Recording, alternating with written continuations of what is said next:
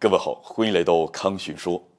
韩国为了跟随美国混，不仅当了美国的抗华先锋，接连挑衅中国，可换来的却是美国得利，亏那是全让韩国给吃了。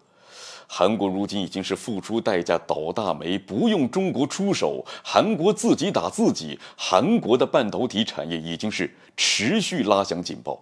根据韩国发布的最新数据来看，从1月开始，韩国芯片的库存和销量将持续走高，比例甚至高达265.7%，更是26年来的最高值。而半导体又是韩国主要出口产品，半导体库存过剩，那直接给韩国的出口和经济造成了沉重的打击呀。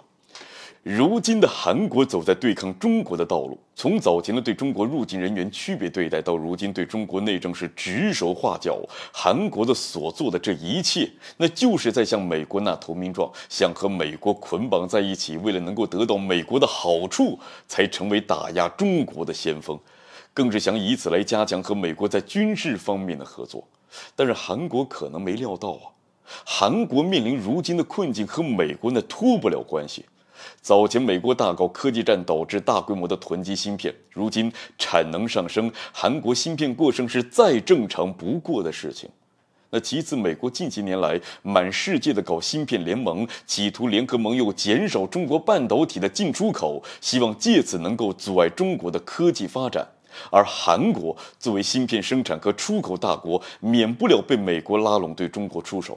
但韩国虽然没有加入美国的芯片联盟，但韩国跟着美国依然对中国芯片出口和投资减少，而韩国半导体行业对中国市场已经形成严重依赖，1半以上都出口中国，这就导致韩国芯片的出口率是一再的下滑，让韩国栽了个大跟头。而美国更是想将国际半导体供应链全部掌握在自己手中，韩国更是芯片生产和出口大国，美国能让韩国安安稳稳地坐在如今的位置吗？那当然不能啊。所以美国拉拢韩国对抗中国，这一面是想阻碍中国科技的发展，一面就是想让韩国芯片产业遭受打击，好让美国坐收渔翁之利。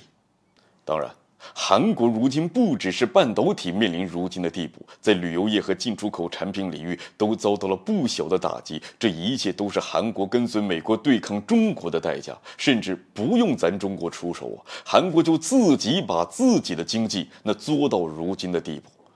韩国为了跟随美国，不仅对抗中国，甚至接连对日本示好，却依然换不来美国的好处，还要遭到美国算计。但韩国是不撞南墙不回头，跟着美国是一路走到黑，这即使被美国算计，那也是自找的。如今呢，这韩国半导体面临危机，很可能又要找中国帮忙了。这回想中国帮忙可没那么容易啊，咱得先把账算算清楚，让韩国认清现实，不然还真以为中国好欺负。好了，本期节目就进行到这儿，欢迎点赞转发，留下您的精彩评论。